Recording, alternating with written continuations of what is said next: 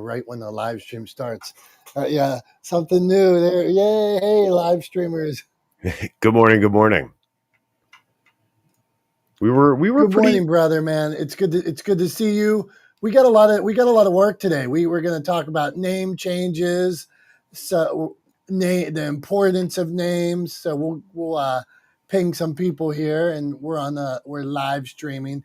Teach us about live streaming, Tom. Yeah, we're live streaming right now. We're using we use Restream.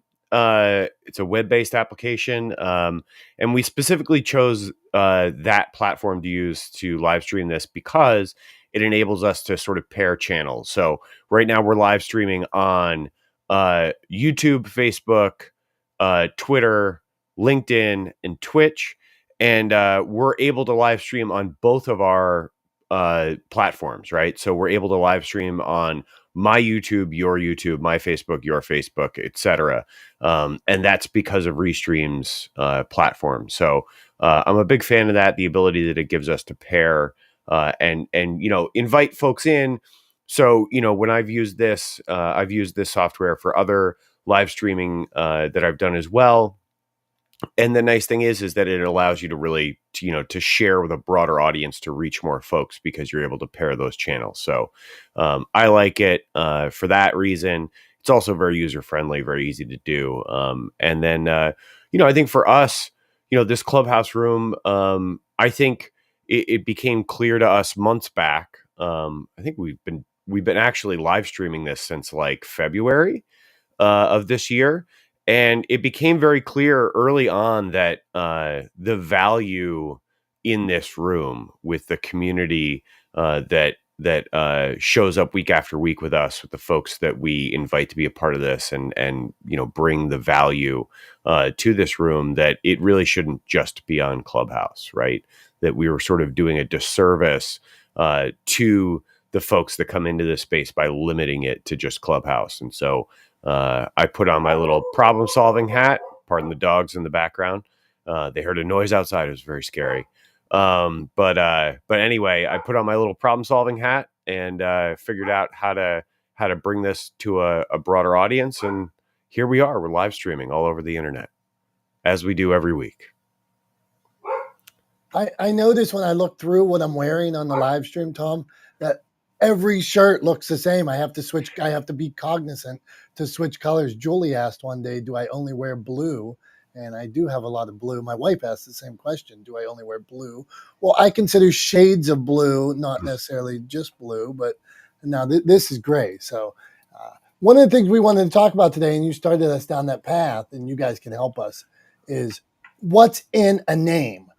And we know it's time to rename the name of our room here.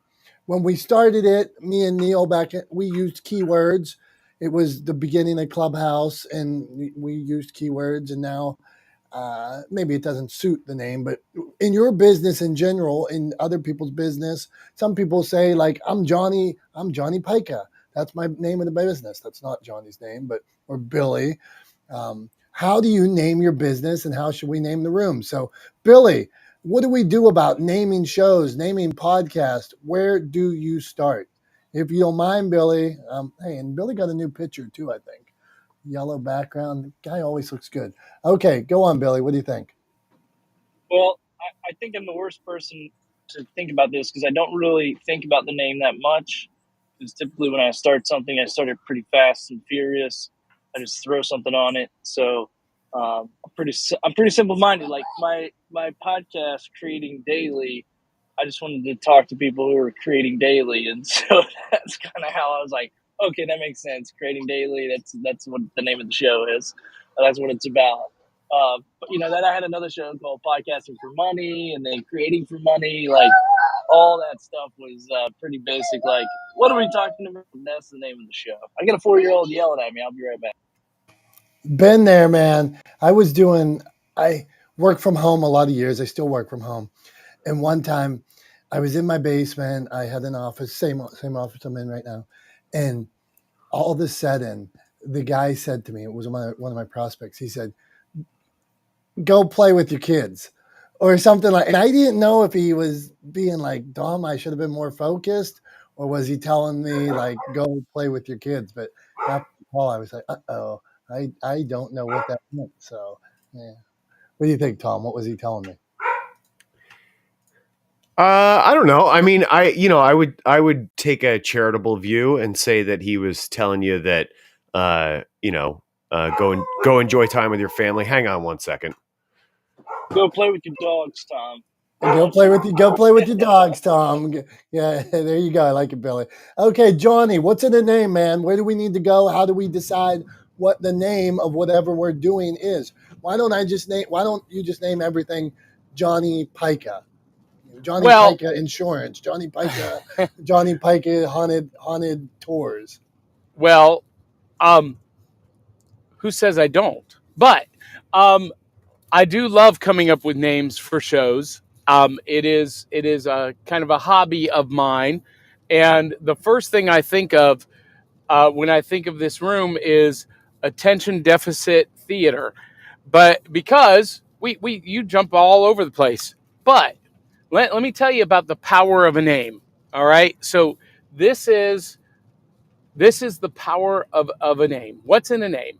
When I was in college, I did a tour of the EKU alumni associations. I was the entertainment and went to Florida, did a tour all through Florida. And during the tour, we were there on a Sunday, and Sunday morning, we went to Carpenter's Home Church in Lakeland, Florida. And that morning, they had a little preview, like 3 songs for a concert that was going to be happening that night by a Southern gospel group with the last name Fuggins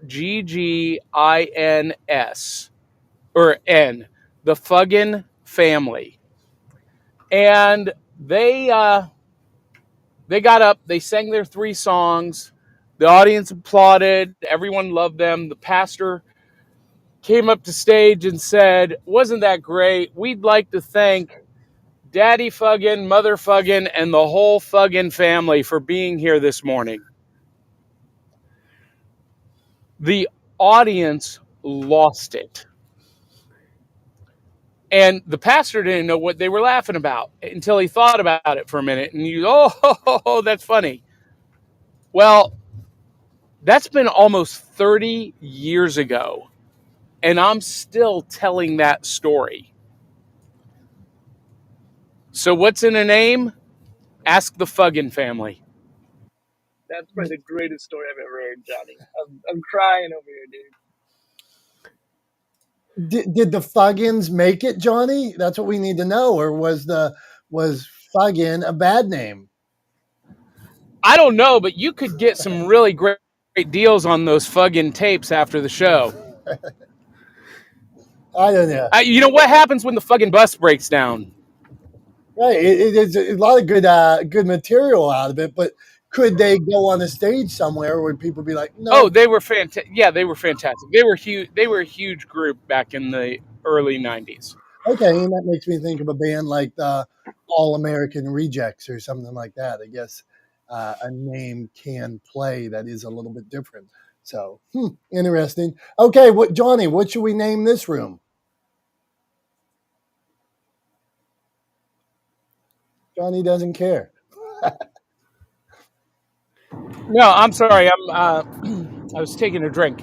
What should we name this room? That is the $25,000.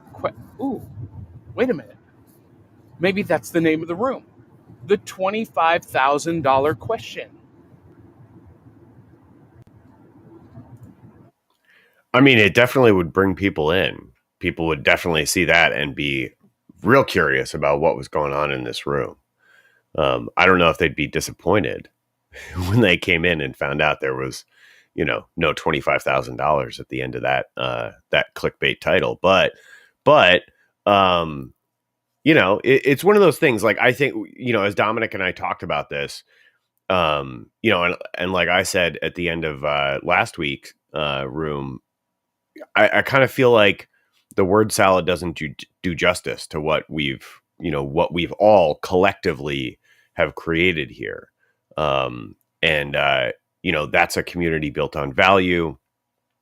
So I think this word salad doesn't really do it justice anymore. And so we're trying to figure out in what direction do we move forward? How do we name it? Dominick was asking me how I came up with the name Talex for my business. So there's a story to that. It's not nearly as good as the Fuggin family. But essentially what happened was back in 2006 or so, a buddy of mine and I had an idea for a business. And as often people do in their 20s, they have ideas. They never actually do anything with them.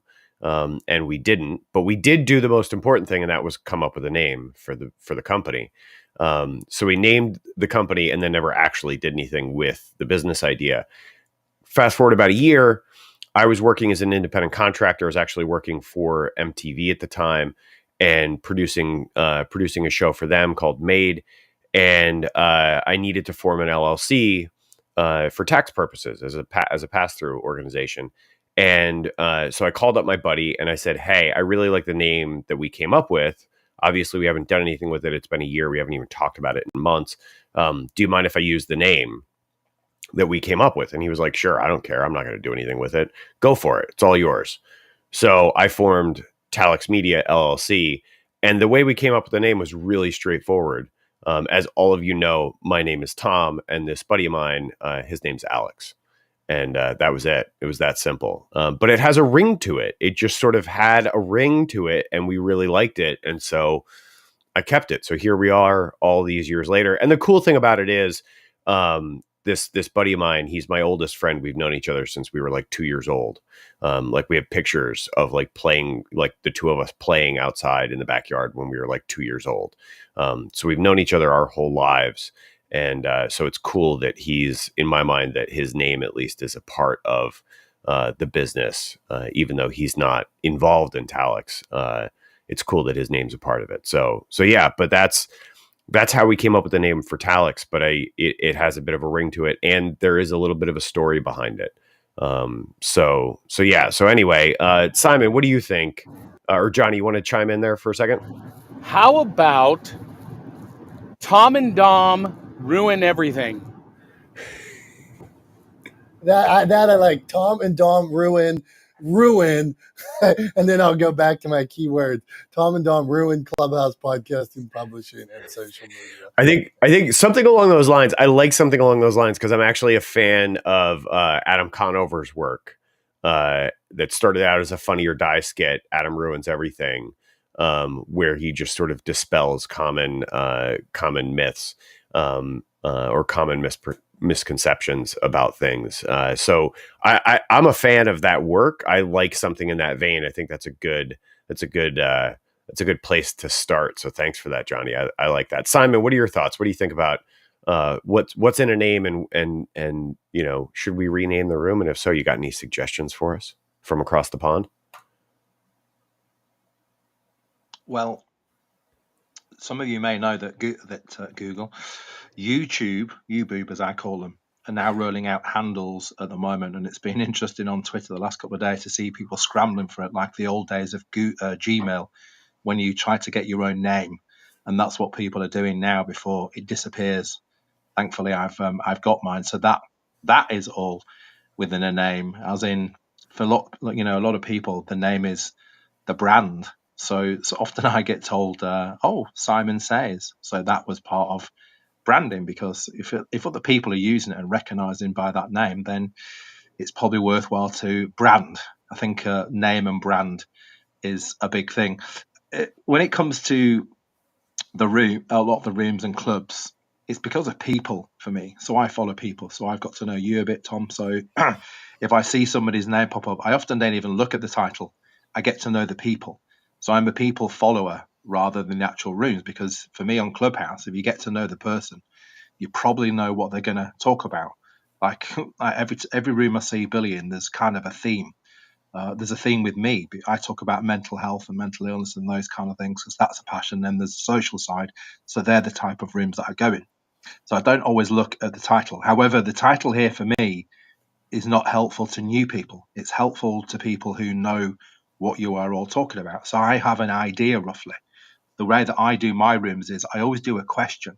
And the reason why I title the rooms as questions is because it kind of makes running the room easier, as in not having to explain 15 times all the way through. And when I go to people, I go, today's topic is, and what are your thoughts on that? Kind of makes moderating a lot easier, and it creates kind of a niche theme.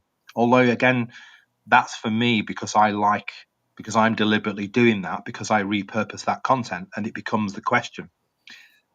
When it's kind of generalized, if you, because at the end of the day, it's a person's room, want it to go all over the place and you don't want it to remain in one place, then absolutely open the title. What I hear in here is it's all things to do with social. So I would have it either as a question specifically each week, again, so that there's topic around that, so that people can come in and go, right, I know exactly what this is about. But then I might go for something like all things social, or something to do with social in the word, because social audio, all of these things are social. The chat is social audio, all of these kind of things. But I'm a fan of actual questions. When I go in, I like to know exactly what it is about, and then I don't need to ask anything. I can actually come up and I can go, right, can I contribute to this? Yes or no. If I can't contribute to it, I don't remain within the room a lot of the time, because I'm here to speak. I'm not here to sit in audiences. I'm here to contribute to all of these spaces and places. So, and then the other one to go with is probably title it something like I Love Donald Trump, because I reckon that'll probably get a few people in and that will explode it. So when I see the clickbait ones, I giggle when I scroll up and down the old Clubhouse thingy, and I can spot these, the clickbait ones. You go in there and it's like it's got nothing to do with it. It's somebody selling that $999 course of I will cure your social media issues within 63 easy and simple steps. So the thing is, this is your room. So people, if I don't like it, I don't turn up. If I like it, I will turn up. I like some of the people in here, so I'll continue to turn up. Anyway, it is later in the day in England, so it's time to pop up for copper. But anyway, thank you for holding the room, because again, I love any discussion around social audio, social media, all of these bits and pieces. So thank you very much. Have a wonderful rest of the day, everybody. Simon, thank you, man. Appreciate you. And I'm a Pittsburgher. You have to tell me, what was the last you said? It's later in the day. It's time to do what? What was that? What was that phrase? Oh, it's coffee time. It's coffee time. It's coming up to 2 p.m. and I'm seeing my doctor at 10 to 4 p.m. So I go for a coffee beforehand to kind of, I don't know, make me hyper when I go see the doctor. Okay, gotcha. I go midday, late afternoon here. I am a diet Mountain Dew drinker, and that's what I go to, a giant biggie.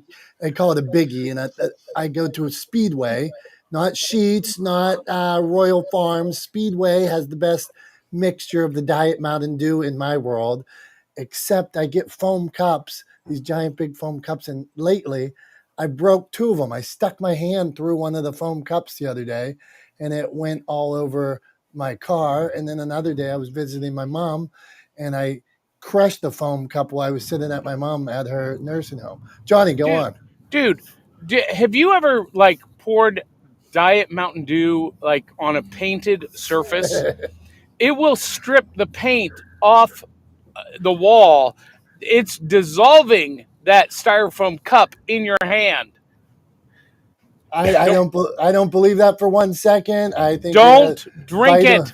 I think it has orange. I read a label. It says it has orange juice in it. That means it has to be somewhat healthy. I think it says orange flavor. I don't think it says orange juice. Hey, to be fair, and if we're gonna get technical, at the end of the day, fruit juice is actually not real good for you. It's basically just sugar water that comes from fruit. You're much better off to just eat the fruit than you are to drink fruit juice. So for what that's worth, and obviously I've done boatload of research on nutrition and stuff like that for all of my training and all of that crazy extracurricular stuff that I do. So, yeah, I used to drink Diet Coke like it was going out of style. So don't get me wrong. It's not like I'm like one of those people who's like, I've never let soda pass my lips. Like, no. I used to drink Diet Coke all the time. And honestly, like one day I just ran out and I just never went and bought more. And I haven't had a Diet Coke in like probably 9 years. And I genuinely don't miss it. I've really gotten into drinking tea recently. Like I drink coffee first thing in the morning, and then I kind of like for a hot beverage, I go to tea for the rest of the day with just a bit of milk. And so far, like Irish breakfast tea is like my go-to. But You're a better man than I. I did work for the BBC and live in London for a little bit. So I've been around tea culture quite a bit, but Yeah, tea is a northern expose. In the south of England, it's more of a coffee.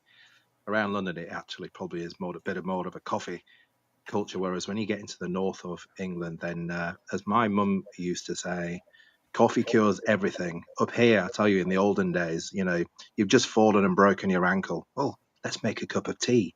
Oh, my arm's just dropped. Oh, let's have a cup of tea. Oh, my marriage has just fallen apart. Let's have a cup of tea. Apparently, tea over here cures all known illnesses. I don't know if it can cure Elon Musk. Is he an ill? Anyway, that would be a whole other topic. Yeah, no, I think my experience, Simon, has been, and we can move off tea after this. I just wanted to throw this out, but my experience was that with especially the Londoners that I knew and worked with and lived around, that they very much sort of mixed the two.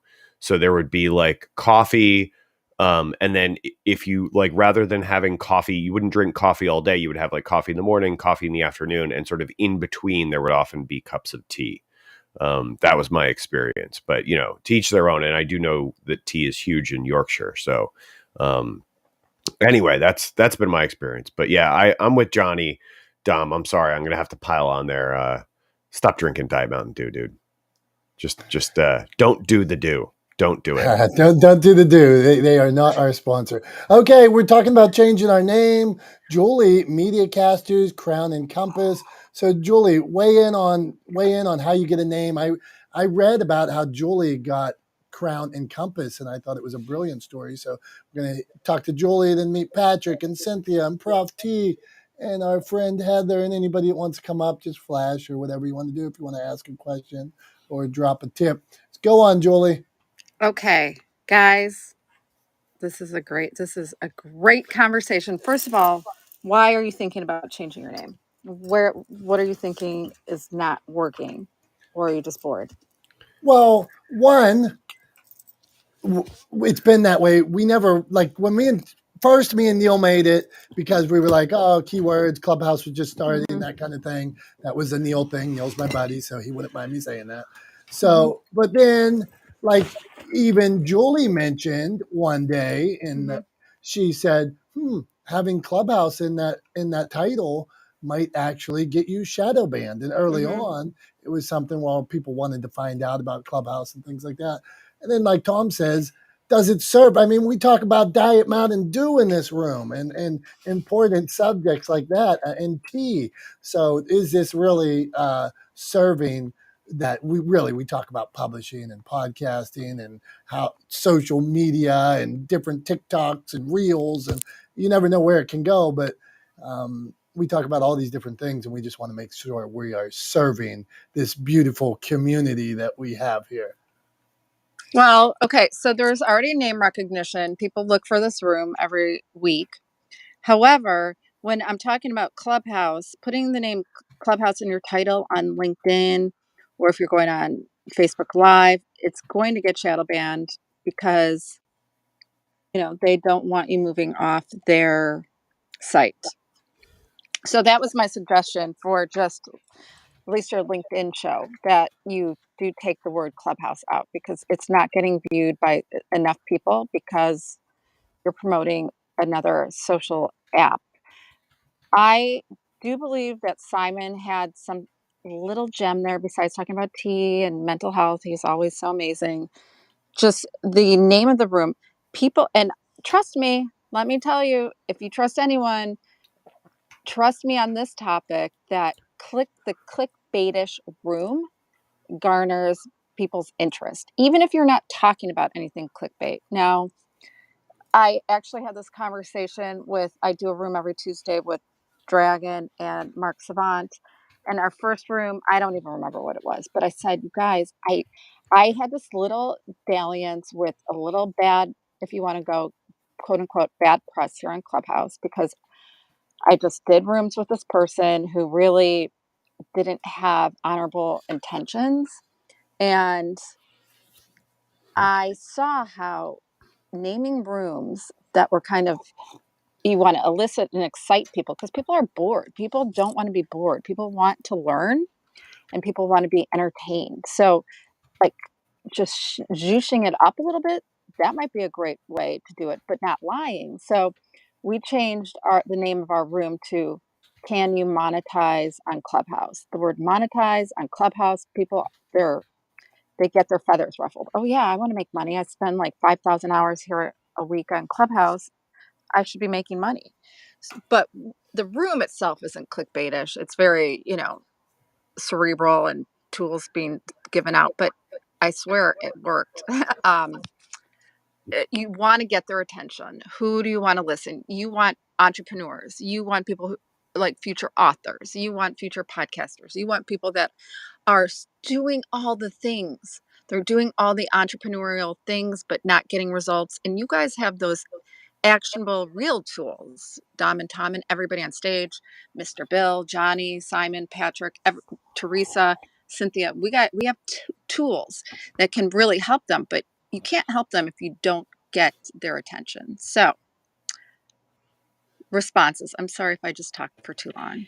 No, that's good, and that makes me go down a route. And I'm going to throw this out there, and you guys you'll tell me you don't want to talk about it, but it's been on my thing for like 3 weeks, and it was, "Are hashtags dead?" And the point why I take this to what Julie says, if nobody finds it, if you put this room out and, like, let's say our title may be boring, and Julie's saying that maybe nobody comes in because maybe we have good content here and people are like, or maybe the name of your business is Joe Smith. Joe Smith's, and not that Joe Smith is bad, but maybe Joe Smith Excavating is not the best name for a business. I wonder if there is a Joe Smith Excavating, but just the most Mike Jones Excavating. I would bet there is somewhere. Yeah. In some small town there is a John Smith Excavation or something like that. Yeah, for sure. And You have to get people in your space to understand the magic that goes on here. And you guys do have that magic. And you guys are so well versed. Both Dom and Tom, you guys know what you're talking about. That's why I come back every single week. I mean, I honestly don't remember the last time I've missed a week in this room. Maybe I was on vacation or something, but I always make that effort because I do realize the value. But if people aren't getting in the room for you to give them that value, I mean, even a room that said the clickbait room, or, it could be even something like that. And then what the hell are they going to talk about? But you're going to find a newer audience, and getting new, fresh ears on what you're teaching leads to more things. So you have to be discoverable. And I do like the name of the room. You got all the words, the searchable words in there, but let's take it to the next level. I like Johnny threw in the chat there. He threw in Tom and Dom wreck the world. And I'm not precious about what order the names go in at all. In fact, I was the Dom is the original here. I came in well after you guys had started this thing, but with after you and Neil had started it. But I like the idea of that. And I'm not here's sure why. that's searchable though. Like, Johnny, that's a great idea. That sounds actually like a podcast that you guys should start. And I'm just throwing that out there. But I'm not sure in Clubhouse if that's searchable. I want to know, what are you going to do for me? Because I pander to everybody's ego. Everybody's looking out for number one. And think about that for a second. How can you pander to your listener's ego? That brings me to John Jay saying once in a while that he never puts his own name in the show. He never puts the guest name in the show. It's only what the show is about. All right, hold on. So it used to be Clubhouse, podcasting, publishing, and social media. Then we'd reset every once in a while. We're talking about the name of our show, name of your show. What is in a name? Okay, you weren't going to allow me to talk about this, but I'm going to put it on every week until somebody answers me. Hashtags, are they dead? And then the other thing I wanted to know is, are you aware of your competition or are you obsessed with them? So those are all things we're going on about. Go on, Tom, All and then we're right. going to go So Patrick. I can't speak to hashtags, although Heather and Julia both commented in the chat that hashtags are not dead, is what Heather said. Julie said we live hashtags. So I think you've got some folks there who want to chime in on that question. I meant But to say love, but yeah. oh, okay. Live is good too. We also live for hashtag. Let's be We real. live for hashtag. The thing I wanted to say, what I was getting to before, was why I like the name that Johnny put in the chat. Tom and Dom wreck the world, and I like it for the same reason that I like the title "Adam Ruins Everything," and that notion is because he's not really ruining anything. We're not actually wrecking the world. What we're trying to do is sort of break, I think, break some of the bad things that we see in the world, right? And reset things so that we move in a more kind of positive direction. We do that in this space by leading with value, by creating this room, by inviting people up on stage to share their expertise, by answering folks' questions, by sharing actionable tips like you were talking about, Julie. That's how we do that here. That's how we sort of break down a lot of those barriers and how we move past. And it's exactly the reason why I don't think I would ever be on board with like picking a room title just because I think people will click on it. Because that's exactly what we're sort of railing against, is I think those rooms where, that Simon was talking about earlier, where you click on the title, you go in and it's really somebody just selling you their 67 step to like process to fix your business or whatever, which we all know how I feel about hacks, right? Hacks are bullshit. But yeah, I would never jump on board with a title just based on that, which is kind of part of the reason I think why I brought up to Dom this idea of changing the name of the room, is because I feel like the title doesn't really do us any service. It doesn't help us in any way. Maybe it makes the room more searchable, but again, like Johnny pointed out, I think Johnny pointed out in the, he did in the chat, we've got the club, which has a name, right? And then the show, the room name can be completely different from the club name, right? So anyway, just a thought. I just want to throw that out there, but I like it because I think we are doing some work here to sort of break down some of the negative things that we see in the world, and kind of form a better way of doing things through sharing value and leading with value. So that's kind of why I like that title personally. But back to you, Dom. Okay, good stuff. I'm liking where we're going. Okay, Patrick, man, you're up on names in general. How do you name a business? How do you name a room? If somebody will please talk to me about hashtags. Heather, I'm calling you later. We're talking about hashtags, me and you, for like 2 straight hours. So Patrick, weigh in, man. What do you think about all this? Well, guys, as I'm listening to you, I'm hearing that comedic undertone of what you were saying. I love what Simon was saying. I think Simon had a great name for it. 63 ways to 63 easy ways to sell your course or something like that, which is the comedy in what happens a lot of the time. Here inside Clubhouse, that people are trying to sell or pitch their thing, and really, to be honest with you guys, when I came in today, I didn't even look at the title. Dom and I were in a room the other day. I don't even remember what the room was, but it was the first chance I ever got a chance to meet Dom. And somebody pinged me into the room based on the topic. They wanted me in there to chime in on something. And I got a chance to meet Dom, and we had a good discussion in there. He shared some things like this character, like who he was. I'm in I live in Vermont, but I'm in, Pennsylvania a couple times a month, and I knew he was in the Pittsburgh area. But like when I hear this from what you guys are saying here, and I love what I love what Johnny put in there for Tom and Dom, or Dom and Tom wreck the world. That like Julie was saying, I think that's a great could be a great podcast. But by the same token, when you're going in and naming those rooms, um, it can be to a point of clickbaitishness, if you will, where someone goes in and really your topics, because when you're knowledgeable on multiple topics, your topics, when you go in there, can have great conversations. Because at the end of the day, I came in because I had a good conversation with Dom in another room, and then when I saw that that he was in there, I just he was in there. I was, hey, what's Dom talking about? So anything that we're going to do in any of these rooms, or anything that we're doing in life, all starts with a conversation anyway, because it starts with a conversation. Having more conversations with people, even to the point of Johnny's the $25,000 question as a room topic.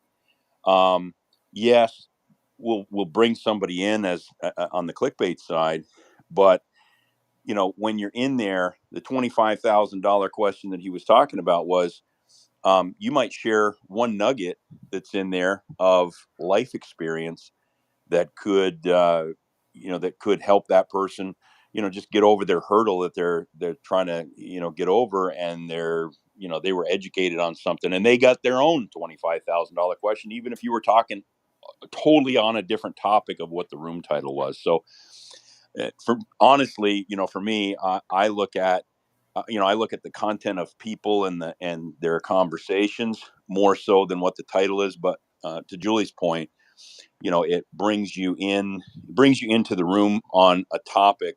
When someone is so rigid, particularly in these rooms on the reset and coming back to that topic, you might have gone off topic in those rooms. You might have gone off topic in those rooms to of where you were going, but there's value in that conversation that's there. So I love that particularly, with you guys, the comedic undertone of what you're sharing, because you're not taking yourself so seriously.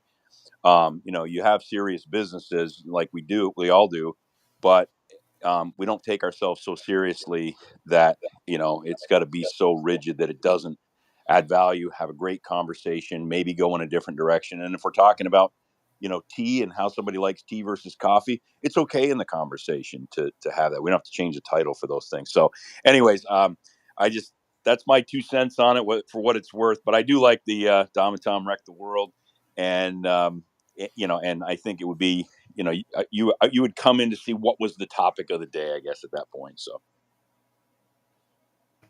Hey, Patrick, thank you. And thanks for stopping. And we were in a room talking inspiration the other day, and Patrick was dropping it. And he was a dude, when I heard him talk, that I was like, yeah, that guy's got it. And I feel that way again. So thank you, my man. You're welcome anytime. So yeah, we're working on our name here. I want to let you know. So the name of my business is Motivation Champs. And I used to have I don't know if I ever told you this, guy, when websites and stuff were first starting, I created a website called successtrader.org. I don't know if it's .com or .org at the time, but you had to build your own website. And I didn't know jack about building websites. So I'd have to find all the stories myself and research Abraham Lincoln and research anything that was on there. And then you couldn't get from one page to another. And this was even before I was writing. I just had this idea to share inspiration, share content.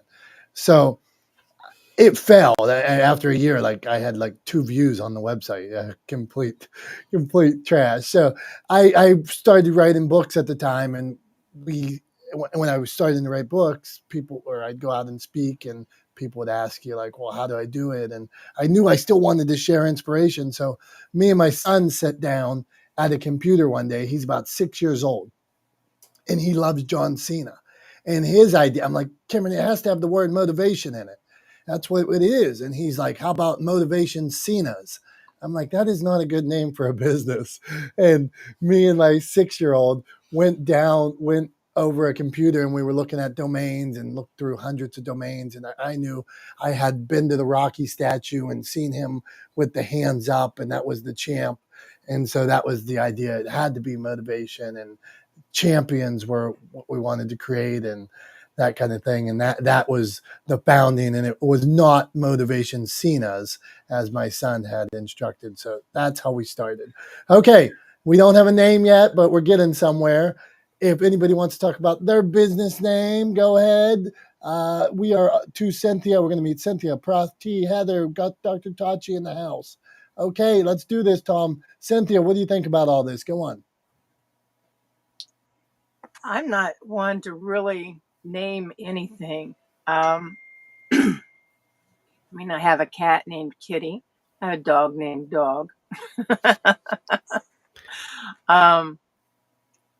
I just like calling it what it is. And you do talk about podcasting. You do talk about social networks. You talk about publishing. We talk about Clubhouse. If the concern is the word Clubhouse, remove it. My newest LLC is called Combat Boots Media. Why? Because I'm a vet. And when I open up my third podcast, which won't be for another year, it will be interviewing veterans who have successfully gone from the war zone to being entrepreneurs. And that is often a hard transition. My writer podcast is Writer to Author. Kind of just says, start writing and we'll help you get published. And my hypnosis is just the name of my company, Third Mind Hypnosis. So, and we all fall under, we will all fall under the one LLC at one point in time, but that's all I got to offer. If you're concerned about one portion of the word, just remove it. Cynthia, I appreciate the input. And sometimes it is, why not tell them what you do? Sometimes somebody the other day pitched an idea to me, a publisher of books, and it was like how to get rid of X, Y, and Z problem. And I thought, this is brilliant. I've had this problem, and it was that simple. And somebody else told him that's not a good title. And I thought, that's a good title. I've named books. I have a book. What's the one? It's How to Write a Book in 2020. It was like 100 tips on how to write a book in 2020. Then I've screwed it up, and one of my first book, and I say it's retired. I want it not to be sold. It was Don't Double Bread the Fish. I went the complete other way with this dumb title that meant something if you read the book, but it meant nothing to any reader. And so you'd probably pass right over this thing because you're like, what the hell is that? Tell me this problem that you're going to fix, like Cynthia was going to do. So weigh in on this. What do you think, Tom? Tom's looking at me like, Tom, I don't know what you're talking about. I'm thinking I'm quitting this room. Go on, Tom. Not at all, man. Not at all. Never. I'm a lifer. I mean, it's our room. So by definition, I'm a lifer. But anyway, no, I think I like the idea of using a title that sort of makes sense only if you're if you read the book, right? So the first thing as you were saying that popped into my head was Malcolm Gladwell's book, Tipping Point, right? Like if you just see the title Tipping Point, you're like, I don't really know what that's about, right? And then it isn't until you sort of get into it and you at least read the jacket that you get a sense of what that book is actually about, right? But from Tipping Point, it can be about all kinds of different things. So I just think, I'm definitely not against that as a tool for creating a title. I think, titles or names should do a couple of things. I think they should potentially be descriptive, like Cynthia's name that she just talked about, Combat Boots Media. Immediately, as soon as that came out of her mouth, the first thing that jumped into my head was she's a vet, right? or veterans issues are close to her heart, or something having to do with military service, right? Right away, immediately jumped into my head. So it's descriptive, right? It gives you a sense of something that's important to her, right? And so I think that's a useful way to think about creating a name for something. Is what does it do? What is it about? What is important to the creators of that thing, right? And how do you convey that succinctly? So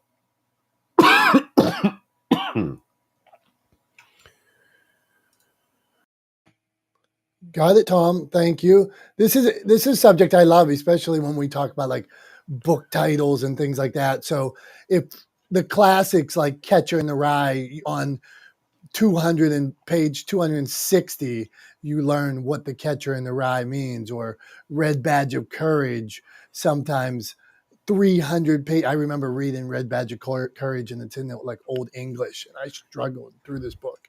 And then I found on like page 300 what the Red Badge of Courage was. And so as an author, I do like that, but I wonder also, see, authors, when you tell a story, you want to tell this beautiful story, but you're not thinking about marketing, and that's two separate things. The beauty of a book and the selling of a book, two different things. And I'll touch on this just in my life. My last book I wrote, and I haven't written books for a while. I spend my time helping others, but I wanted to share a story. My mom's battling Alzheimer's disease for about 10 years. And so the title is My Name is Sharon. And the reason for that title, and I'll tell the 20 people in this room right now, is there's a point at where I was saying, Mom, Mom, Mom. And I'm looking at her and I'm trying to get her attention. Mom, Mom, Mom. And my mom said to me, my name is Sharon. And she had not known me for a while, but this was a clear day where she told me, my name is Sharon. I wasn't to her son or anything like that. And so I wrote that, and I thought I needed to tell it like that. So when you get to this point that maybe you could feel that, but is that the best title marketing wise? Probably not. So there's like we're talking in this room, should we just say it like it is, or do you try to be creative? Prof T, where do you weigh in on all this? And I like the new picture, by the way, Prof T. I like the background. I like those backgrounds like that. Hey, good morning, good afternoon, good evening. This is Prof T from Philly. You guys, it's like 70 degrees here. It's phenomenal. Love this room. This is always a good space. I have not been on Clubhouse too much. And talking about the name, well, you guys talked about so many things. I'm still back on the Mountain Dew and the tea and the coffee and okay. Weigh in. I want to know this. Hold on. Weigh in on Mountain Dew, and just besides for basic business, what drives you away from Clubhouse when you weren't on for a little bit? So I kind of felt like the rooms were just becoming overused. And I felt like I was going into rooms where I wanted to add value. Look, it's inherent in all of us. We want to go into rooms and we want to add value. And, when you go into a room and I call it gobbledygook. And I found that for me, it was just becoming a source of stress, and it was taking me away from what I needed to do during the day. And so for me, I left because I needed a breather. And talk about what's in a name. This is what I wanted to say. A name is extremely important because it's associated with you. And what I found was there was a lot of rooms I was going into being associated with, and it started really messing up my relationships with people, and so I found that it was not a healthy place for me to be in some of those rooms. So I just got off. This is a good room. This is what I think. You are known by the company you keep. You are, first impressions are lasting. So as far as changing your name, I think it's important. When I started my company back in 2007, I had a website. I don't know if you remember oneandone.com, anybody? It was free, and I did it myself. And you used to be able to count. It had a counter, a clicker at the bottom, so you could tell every time somebody came onto the site. And I did really well with it. Um, it just became so much upkeep, and I learned some big lessons about, and you are your brand. And I fought myself on this for years. Do you want it to be, just coaching, or not? And I chose to make it Glenn Mills coaching, Glenn Mills counseling. And then it went to Glenn Mills Count Center because I live in the Glenn Mills area of the Philadelphia area. And I don't think that was a good idea. And I'm telling you what I learned.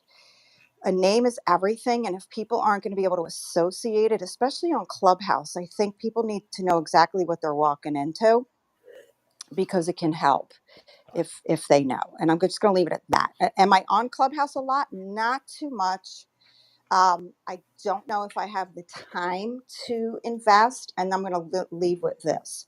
What I find a lot of times, Julie touched on this before, people are going in to see, what am I going to get out of it, right?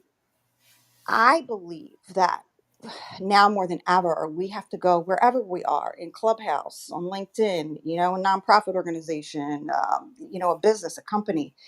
You got to ask yourself, what can I do to help other than what are they going to do for me? Prof T, and I'm out. Thanks. Prof T, beautiful words. Patrick was giving you, I think those hands above a head mean a amen or a thank you. So, Patrick, did you want to add something? He was cheering you on, Prof T. Well, Yeah, no, sorry, Dom. Yeah, I just remember that one-on-one site. That's all I was saying. So yeah, I do remember that much way back. So okay, good stuff. Thank you, Prof T, and it's glad to have you back anytime you stop. And I get it. I'm one of these guys. I got so many hours in a week, and to schedule, I hate commitment. Other than my beautiful wife, I do not love commitment. So committing to times and things like that, but you may see me in random rooms or things like that where I pop in and, well, I got 10 minutes before my next call, I'm jumping on. That's how I use Clubhouse. Oh, what are they talking about? I'll scroll through and jump on. Hey, Satva, you wanted to add something? Go on. Yeah. Hey, Dominic. Beautiful tribe, beautiful people. I love this topic, and I'll pour into this because I like this term and I've coin phrased it for myself. There is no price too great or too small in the business of owning yourself. And when I spend a lot of time in my character, and not to put myself in a box, rather to be in a resonance that I enjoy my own company, that when I'm either sitting down eating a meal, sitting down with company, or reading a book, that I'm thoroughly enjoying my own presence. And that's a foreign concept, I think, sometimes, especially with social media and this. Uh, it can be a distraction, but it's more of like engagement. Our energies are connected into each other on these platforms in real time across the world. And whatever one is doing, they're bringing their energy into that space.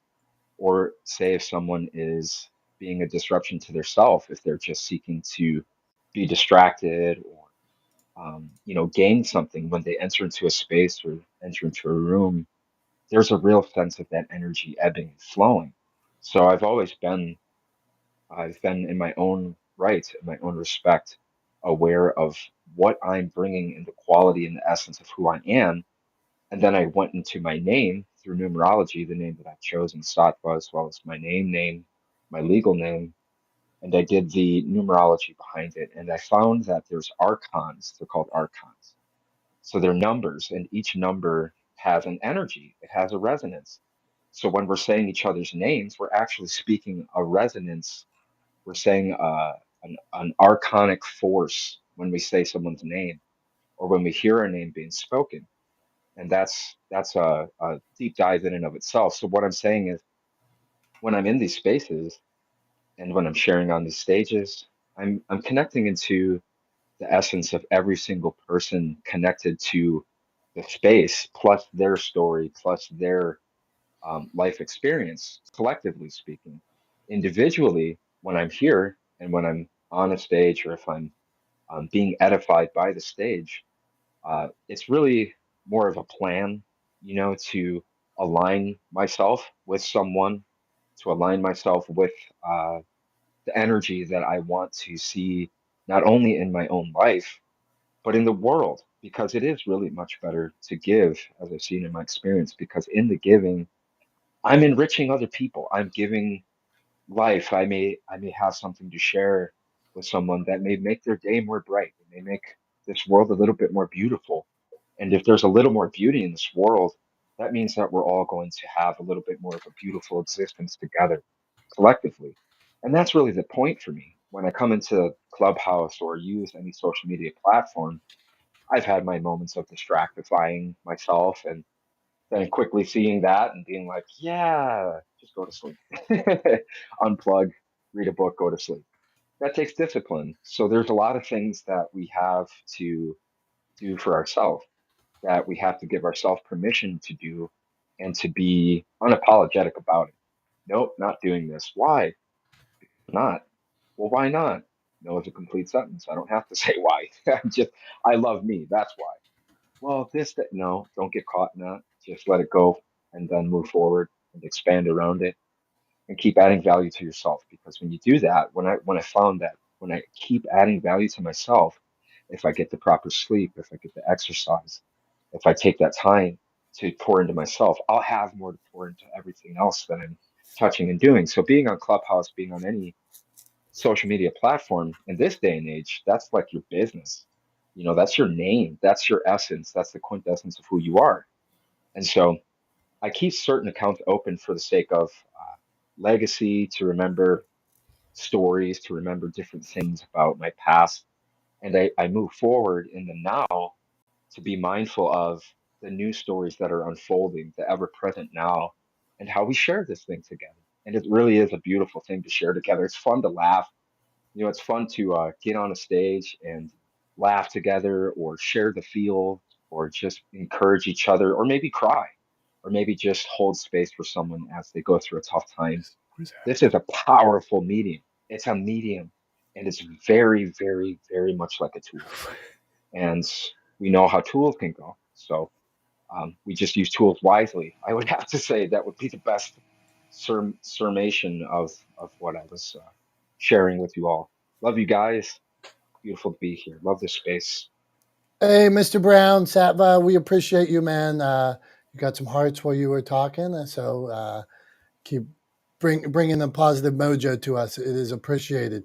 The name, as of now, it was Clubhouse Podcasting, Publishing, and Social Media. It was at one point. It was Clubhouse Publishing, Podcasting, and all things social media.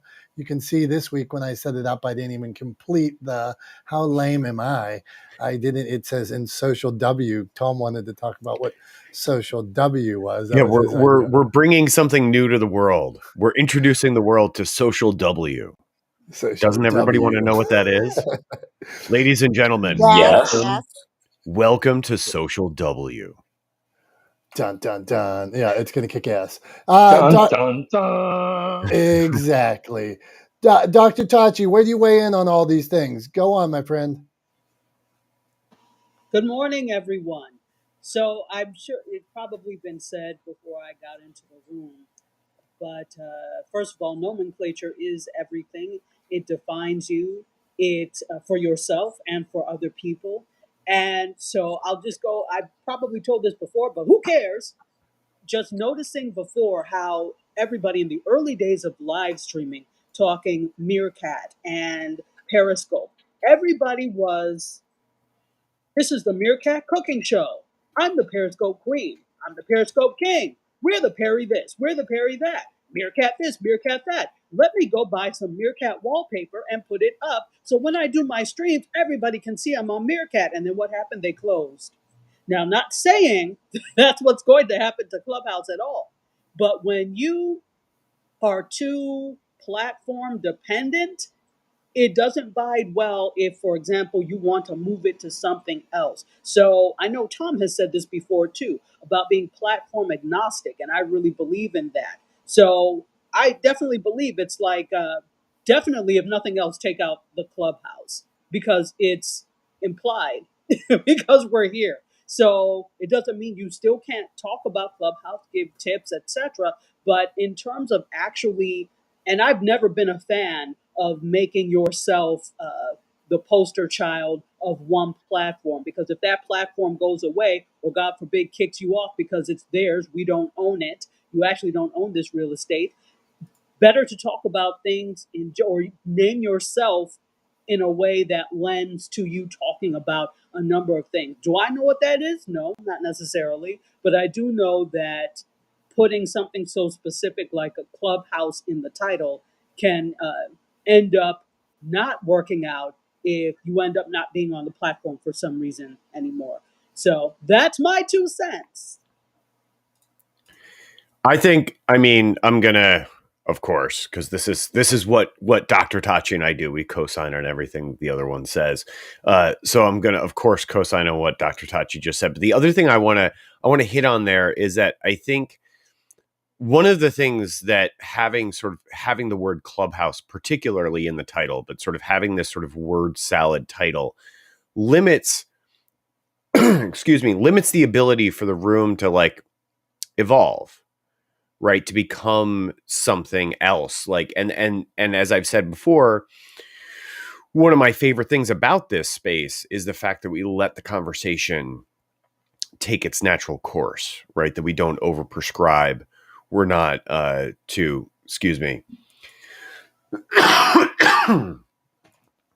not too Tom, limiting. I have to interrupt because he just did his cough and he muted his mic. Beautiful, as a pro would do. But your voice sounds so good coming off of I know you had a little bout with a cold. It sounds better than Yeah. ever today. So I've had just a head cold, and that's so like my voice when I have a head cold, it's also the same sort of timbre I get to my voice when I'm hungover. So, which I'm not, by the way, but I have been battling a little bit of a lingering head cold. I'm still a little congested, and it's still got my throat a little dried out.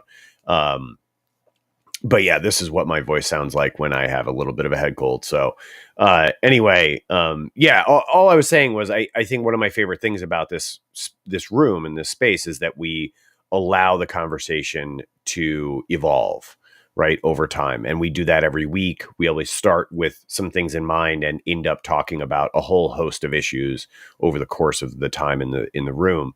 And so for me, I think having, what just popped into my head listening to Dr. Tachi was having Clubhouse in the title, even having podcasting, publishing, and social media, because we talk about a whole range of things, is a little bit limiting maybe, right? And that's kind of one of the things that I liked about that idea of like Dom and Tom wreck the world, or Tom and Dom wreck the world, or something like that. That's a little bit more amorphous, I think maybe fits the space a little bit better, that we're sort of trying to, in our own way, create a better world. And, in order to do that, I think you have to break some eggs to make an omelet. Right. So I don't disagree with the idea of wrecking the world, but anyway, that's my thought on what Dr. Tachi was just talking about. Okay, and because I took this to somebody else this week after I heard Dr. Tachi mention it, Dr. Tachi, could you clarify what platform agnostic means? Yes. Thank you. I'm glad you asked.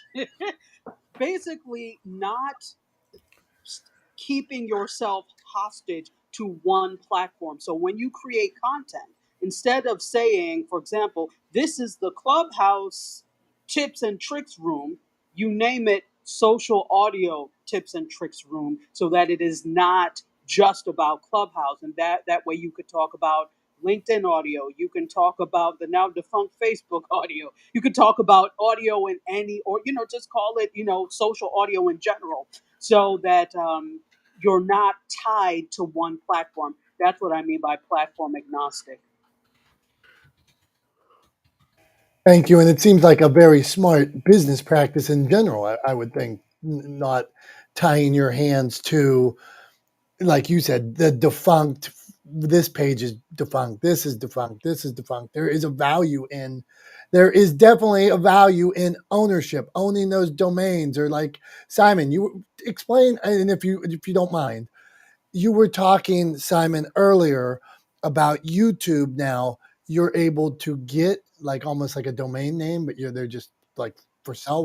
What's going on? Just hit on that, because it seems like the same kind of thing. If you can, Simon. He was going for T. Can So I add? Can I yeah, add to that? yeah. Okay, go on. That's the architect. Go on. Okay, so this is what YouTube has rolled out. It's already rolled out for a lot of content creators, but you have a handle. So the old way YouTube used to handle it, you had to have a minimum of 100 subscribers before you could have a custom handle or URL. Now, as of November 14th, every YouTube out there making content will have a specific handle to make you more visible. And the reason why, and I've listened to some of the YouTube developers, they're saying because they're want to make accessible to smaller content and not just cater to an algorithm of bigger content providers. So what this is a game changer, because they had to adapt to what TikTok did. TikTok took the average Joe or average Jane, whatever you want to call it, and they literally transformed in saying you could do the lip sync, but you can also put your content where it's going to be more visible for everybody and not just, well, we're thinking this person's hot. However, the financials, a part of it, is explosive. What people have made off of TikTok, YouTube picked up on, and they basically said, we can't lose our loyal subscribers and viewers to an app that gives small content. So they're like, we can't lose to that. So all of the platforms, including LinkedIn, all the social audio spaces, are now going on to that same rhythm of identity. Because if people can't find you because you can't customize it, or saying, well, hey, look up 72 the architect, then what good are you? And I'm going to go to a content platform that really benefits me. But I will add this tip, and I like what the doctor said. I'm content agnostic. I record it in my own hard drive.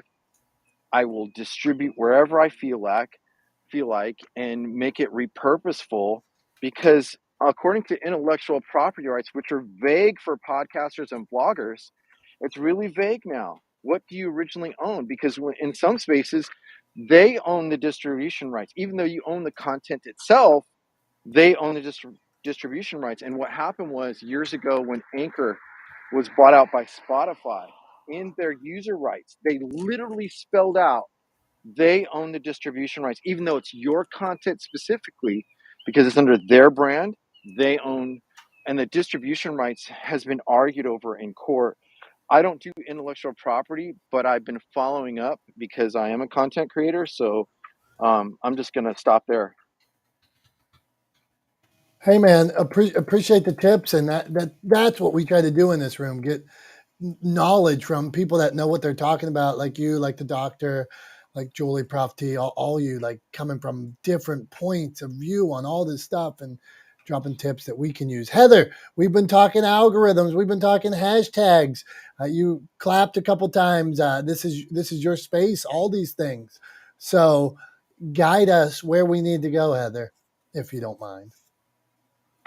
Thank you, Dominic. I appreciate it. And Tom, thank you for having me, guys. What Dr. T said in regards to being platform agnostic, I'm so behind that. Really, you should be creating content for the internet itself and not just individualized social media profiles. So I wanted to definitely co-sign on that, and that actually helps your overall search engine optimization of your website and your social media profiles, because guess what, guys, you can SEO your social media profiles. And to bring it back to that hashtag, because when you said that, I was like, hashtags are never going to be dead. I don't care who tells you that they are. Hashtags are never going away. Case in point, if you're an iPhone user, go to your notes and start to type in a hashtag. If you start to type in a hashtag, it's actually going to create a hyperlink on that. And then if you use iPhone notes enough, it's going to, like for caption creation or hashtags, it's going to start auto-generating hashtags for you. So again, hashtags are never going to go away. And if you are platform agnostic, which again, I completely agree on, and everybody should be, use a branded hashtag across all of your socials and on your website and in any media coverage you have, because that is going to lift your overall social media presence and make it easier for people to find you, especially if they are themselves platform agnostic or trying to search for you via Google, because Google is a powerful thing in regards to social media, and everybody should be making sure that their stuff gets indexed. So yeah, hashtags are never gonna die. And Heather, everybody so definitely use a branded hashtag. Find your branded hashtag. Utilize your branded hashtag across all of your platforms, your profiles, your website, and then take that hashtag offline. So like my hashtag's on the back of my car. So that's a direct call to action to people to look up that hashtag on any platform they wish, and they'll be able to find me easily. So love this conversation. Heather, do you think you get hurt by multiple hashtags, or should I put Heather Rocks, like if that's your branded hashtag, Heather Rocks at a media or whatever that is? Should I have that, and then should I also be like book talk and hashtag CBS News, or how Well, do you do here's it? the thing though. You need to okay, hashtag strategy is different on every platform. I will be mad at you if you are on Facebook and you put 30 hashtags in your Facebook post. Like there is specific ways to use hashtags on specific profiles. So Facebook, you get like 5 hashtags. Little crazy 10.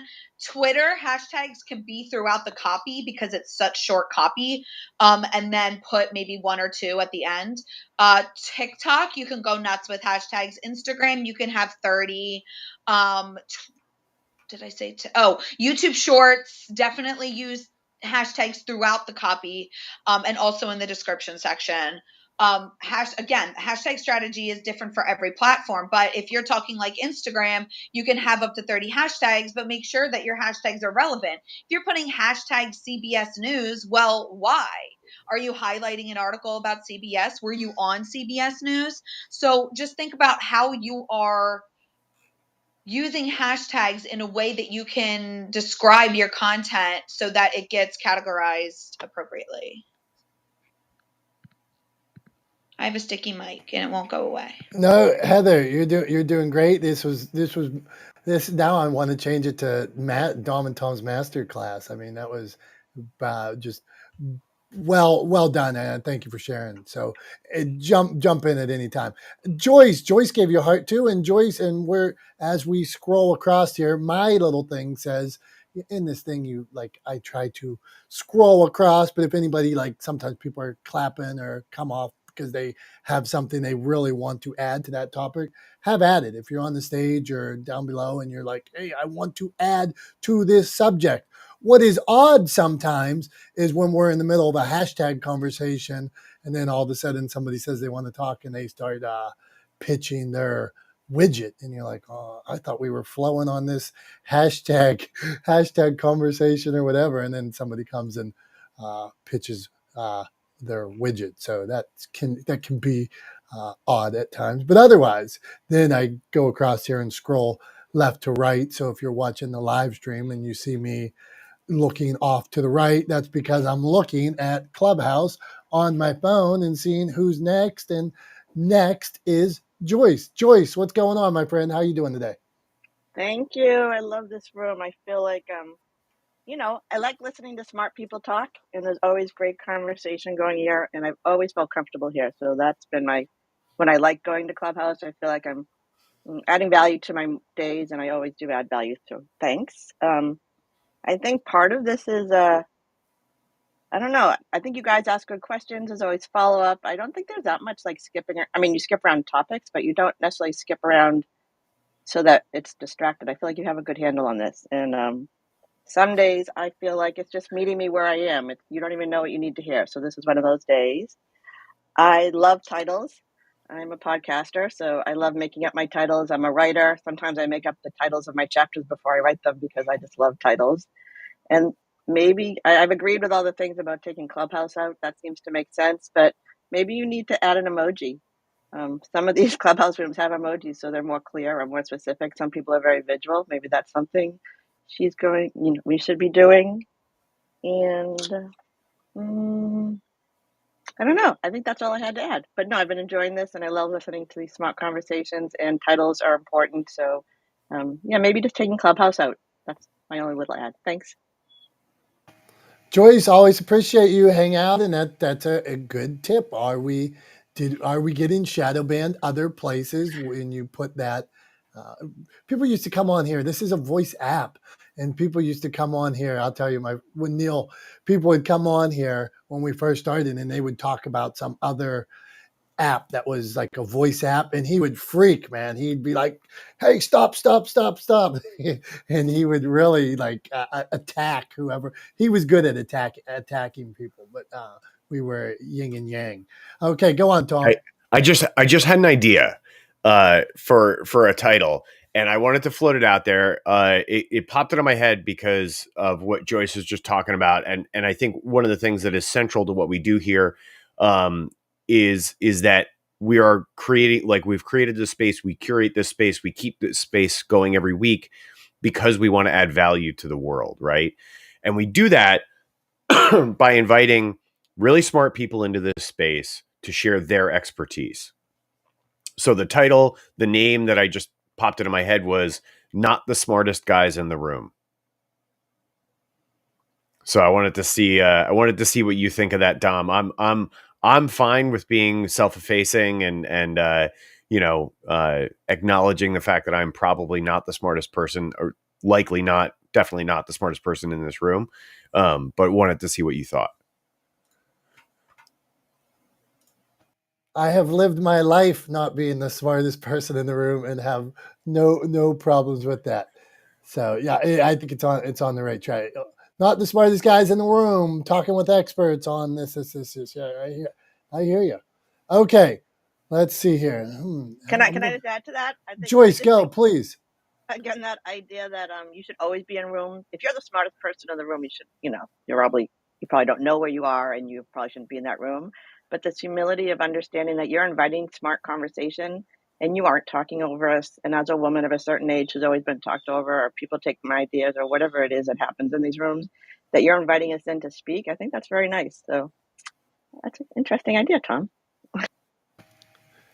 Joyce, and I take like, that's a compliment I receive, and I want everybody to know, like, we treat this as a safe space, and when that means your opinion may be this or that, we're fine with it. If you say writing the book's dumb, or you say writing the book's the greatest thing, podcasting's dead, hashtags are dead, maybe they are, maybe they aren't.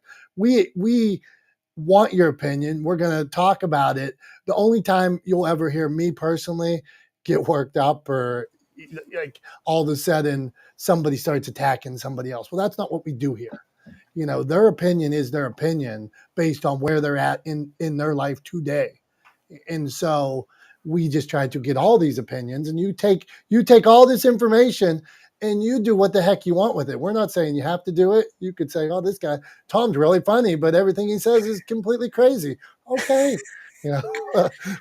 Or you take it and say, "Well, when Dr. Tachi comes, and I write everything down and I love it and I'm using it and I'm going to launch my business based on it." Okay, do it. It's your decision. So Joyce, thank you. Tom, go on.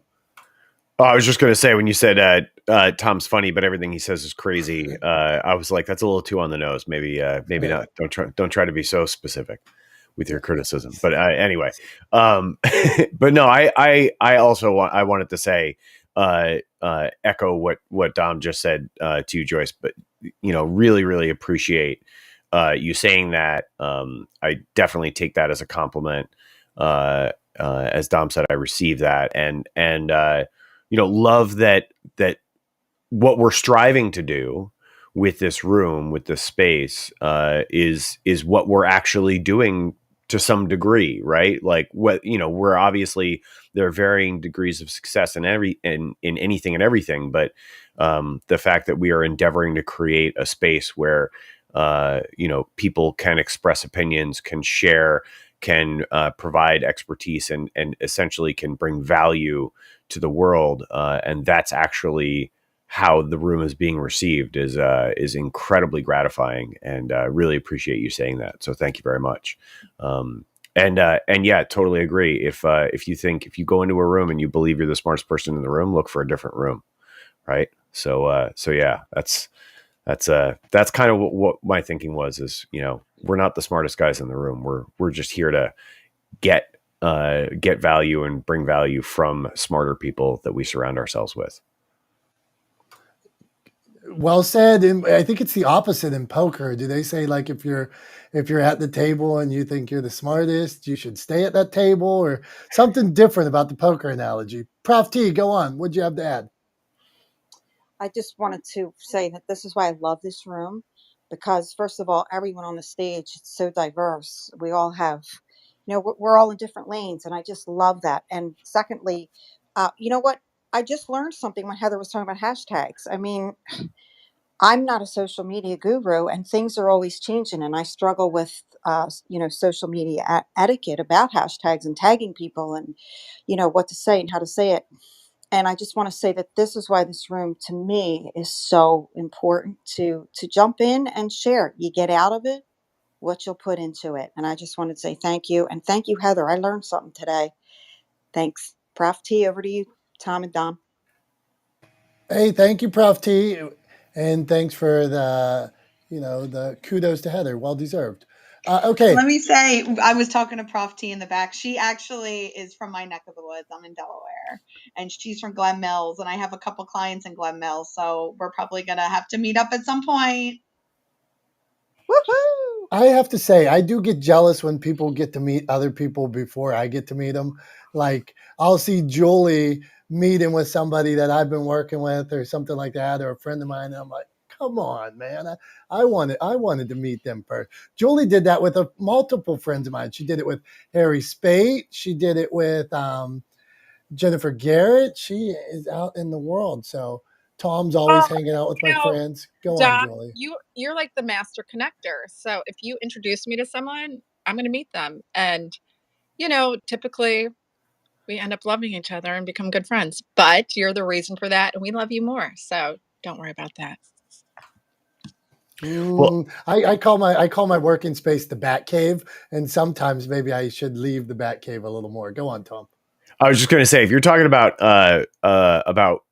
Worth, our mutual friend Chris Worth, I mean, to be fair, I've known him longer than you have. So like, when you say you're always meeting, you're always seeing my friends, like he was my friend first. So there's that. But the truth is that what's funny about what Dom was just talking about, what was run through my head is, like, I don't know if anybody realizes this, but you and I have never actually met each other face to face. We've literally never been in the same room together. All of our I won't do it. Now we can't. We've gone too far, and it's sort of like, if we actually met in person, it would ruin everything. It would just totally jinx the friendship and the relationship and our rapport back and forth, right? So, like, yeah, maybe we should never meet, actually, just never actually physically inhabit the same space at the same time. I don't know. It's something worth thinking about.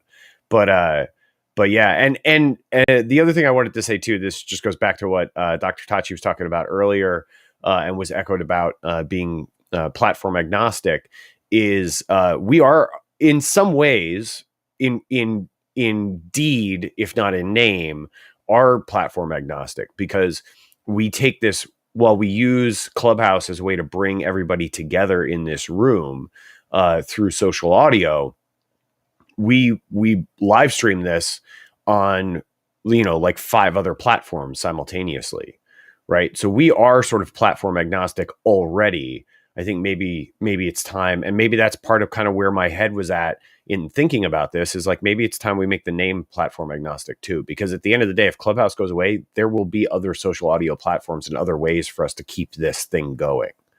Right. So I don't think it only lives on Clubhouse. I think this is bigger than Clubhouse at this point. So that was my thought. I just wanted to chime in with it as I'm wont to do. Yeah, we don't mind. Okay, look, now we are going to meet. I like to read these bios, and this one has me smiling. It says spreading smile. Let's see. Hold on, I'm looking at Howard's here. View full profile. I like the tagline. I like the first line. I'm in. Applying life lessons and learning and pursuing a great customer service. Okay. Spreading happiness one smile at a time. I'm in, man. You're speaking my language. So Howard, where do you weigh in on all this? What do you got going on? Hey, first of all, thanks so much for inviting me on stage, and I appreciate discovering the room. Similar to what Prof T was sharing earlier, yeah, my Clubhouse experience of late's been a little bit of a rocky road. So just trying to, I guess, educate the algorithm a little bit. So with that, yeah, I'm shepherding an emerging brand, and I've taken a lot of interesting things that has stimulated a lot of things just from the brief conversation today. Unfortunately, I was interrupted by a phone call, so I kind of feel like I broke my rhythm a little bit. I am definitely not the smartest person on stage or in the room for sure.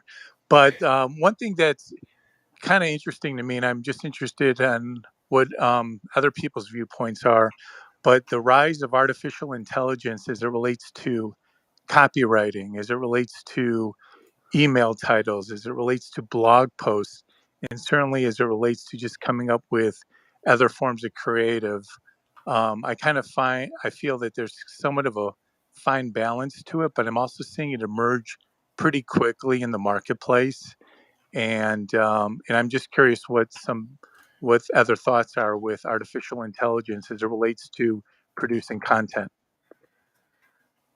Hey, it's Heather. I just wanted to chime in on this real quick because I have been writing copy for social media for 16 years. And those copywriting tools like copy.ai to help me create more copy and captions is super helpful because I cannot keep thinking of funny, relatable, trend-worthy social media captions forever. There's only so much bandwidth I have. So I definitely suggest copy.ai for sure. I was just gonna, sorry, go ahead, Daslin and I Giovanni. was just going to ask if I could chime in on it. Yeah, have at it, Daslin. Go on. Okay, so, and to agree with Heather entirely, even though I have ADHD, the only thing that I think produces as much ideas as I possibly could is the AI software. We have a team of like 49 people that work for me. And ultimately, what I tell people these days is that we give them a semi automated process. So we use a series of AI platforms. We were with Jasper and then we moved to Right Sonic. But ultimately, the only time we ever actually like really get in there and touch the copy is if the client or the creator is trying for a more human centric type feel. You're doing something that you want a little bit more emotion behind. We still run it through the software, but then we just get one of the guys to come in and clean it up, change a few words, something that might touch on a little bit more emotion, whether or not they need ideas for their content, you name it. It just helps. Like, we've cut down our workload tremendously and increased our output in terms of the amount of quality that we deliver exponentially. So yeah, I won't make a suggestion on which one. You can try the one Heather suggested or try a series of them. A lot of them have free offers that you can tap into and see which one helps you the best. But yep, jump in. Okay, hold on here. This is new to me, so I need some clarification. Heather, Daslin, Julie, I think this is your world. I've heard you guys talk about this. What the heck are you talking about? So you are saying that there's like a place where there's like content out there, and I have no idea. Teach me. Yeah, Dom. Okay. So copy.ai is where you can go to. I'm going to go there right now because I'm at my desk.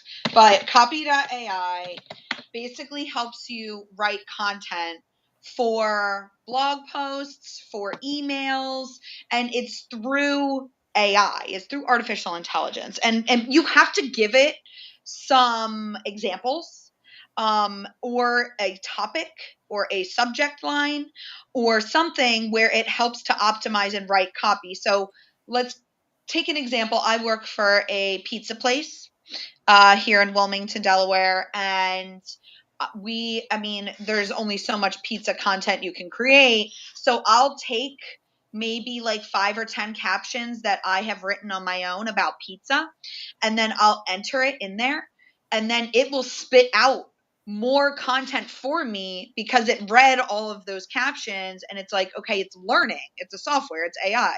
And then it spits out more information and more captions. Now, let's say that you don't have any copy. Well, you can just write a few keywords, how your tone wants to be, if you want it to be fun, serious, professional. There's different and then it'll spit out copy for you. I love to use it within the real estate industry. I work within like the multifamily space for real estate, and a lot they talk about like cap rates and just all these different lingo, and I like have to teach myself. But if I put the definition of, let's say, what a cap rate is, and I put that into copy.ai, it will spit out captions for me based off of that definition. So it helps you create and generate copy, content, blog posts, email newsletters, stuff like that. Okay, fascinating. Go on, Tom. My mind is blown here. I just wanted to sort of chime in with a little bit of like a big picture perspective way to think about these different sort of AIs, right? So I was listening to somebody recently, I forget who it was, and they were talking about kind of the specifics of how how AI works, and the fact that AI is a little bit of a misnomer, right? Because these platforms are not actually intelligent in the way that we are intelligent, right? So what they do is they essentially amalgamate a lot of data, a lot of information, collate that information, right? Essentially pass it through a filter and then spit out something that meets criteria that are preset for it, right?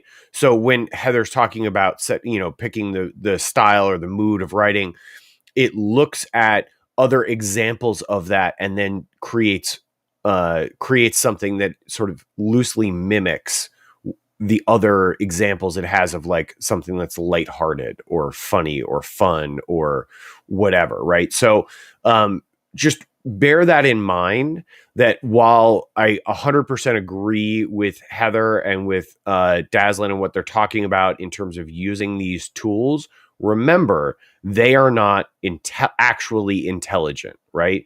So like, use it as a tool to generate volume, but then make sure that you then put in a little bit of time, right?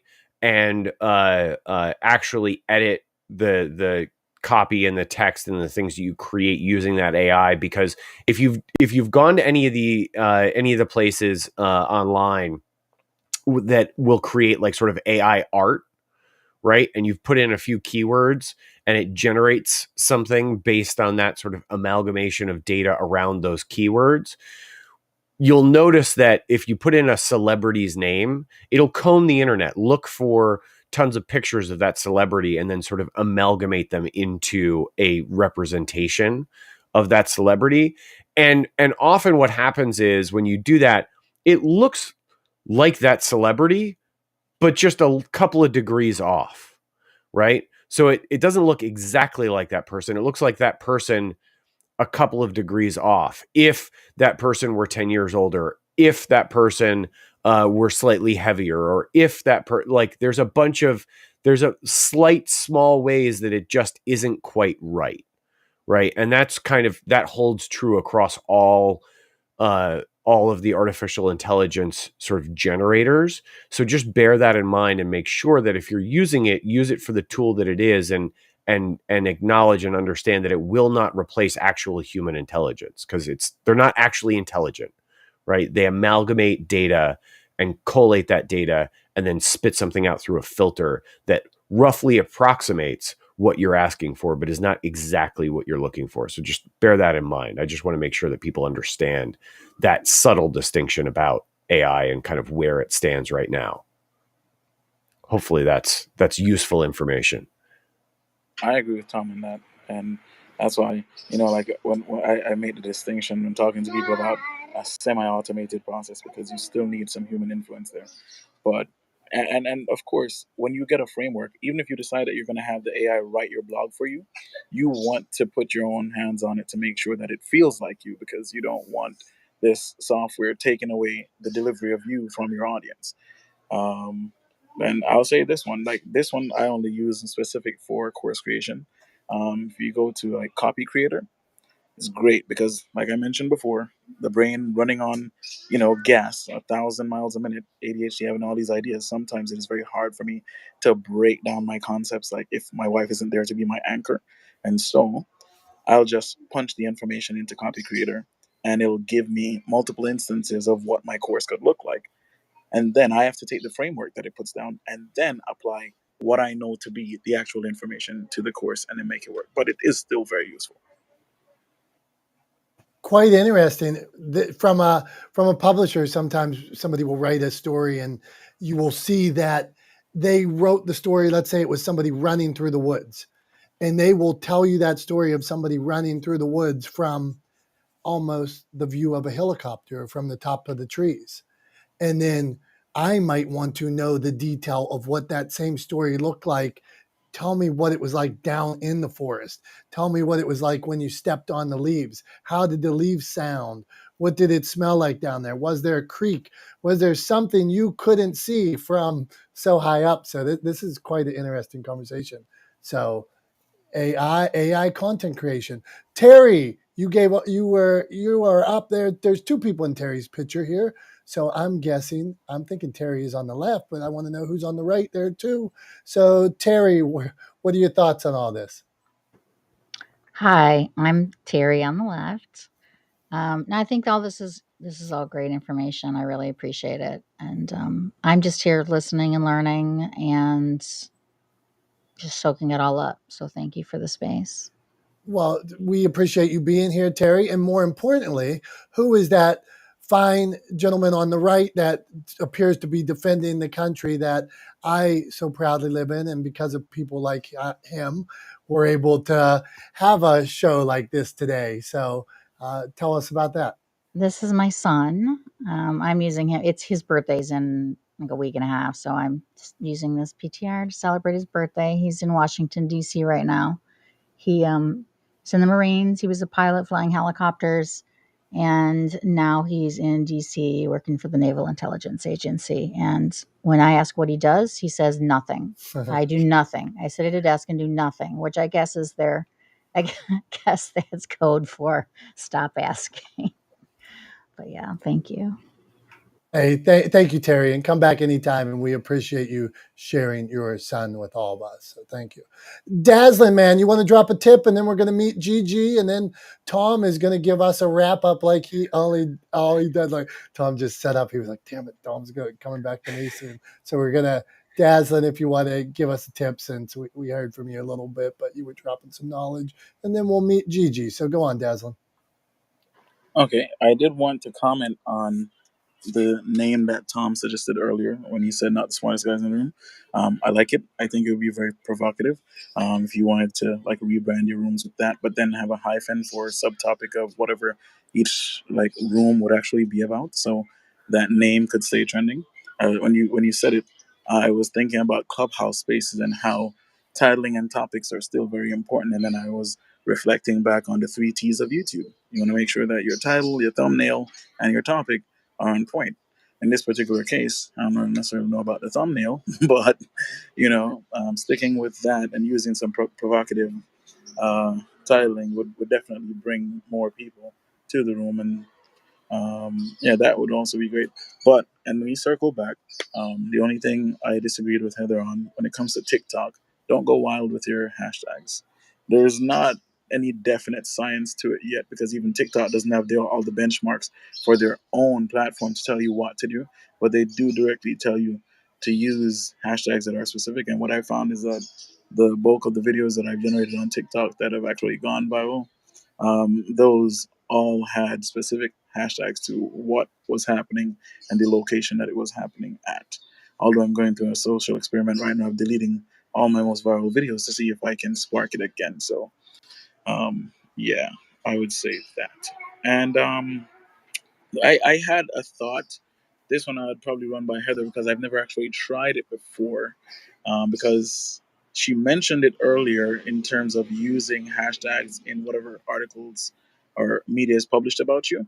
What I wanted to know is if I used a hashtag and had that hashtag sent out through guest posting, would I be able to, from the networks that I have it posted, and when I say guest posting, I mean genuine guest posting, would I be able to have it build any relevancy if I tried to attach a hyperlink to the hashtag, or would it not work the same way? So in regards to like a branded hashtag on, let's say, like a guest post, is that what you meant? Like a guest post on somebody else's blog? Yeah.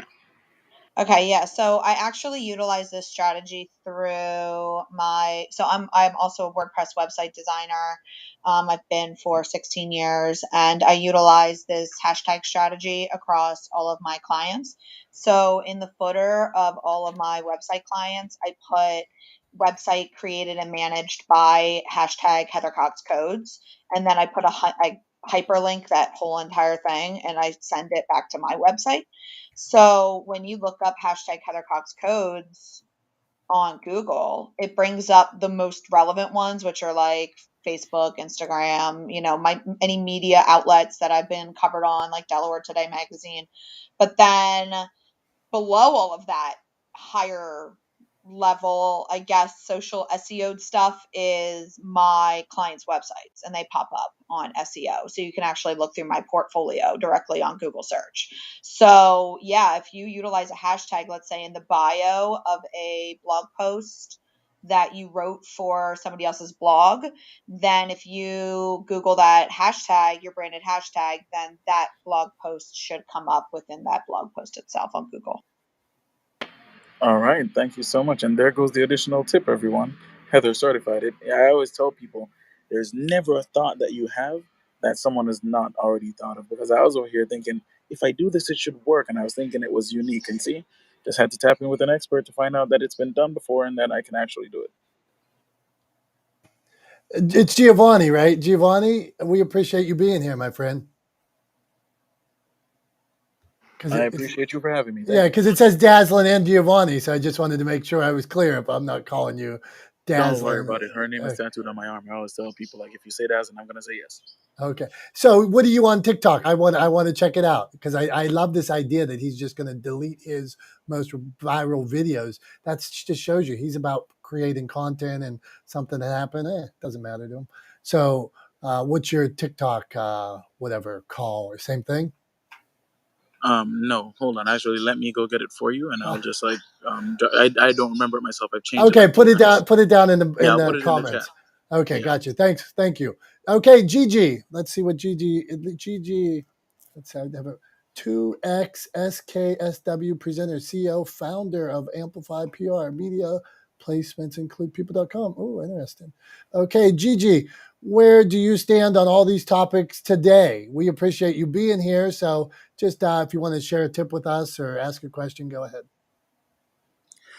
Thanks. Yeah, I appreciate the room. And hearing you read my bio out loud makes me realize I need to maybe make it more clear because it should say 2-time South by Southwest presenter, which I wear as a badge of honor. And yeah, so sorry, self-promotion.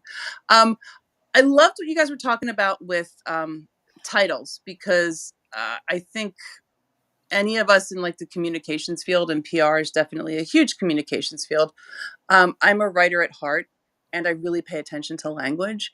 And I'm noticing out in the podcast world, that there seems to be a trend, and I don't know if this is something that's actually that other people have noticed or actually bears fruit. So I guess that's why I'm here to raise it.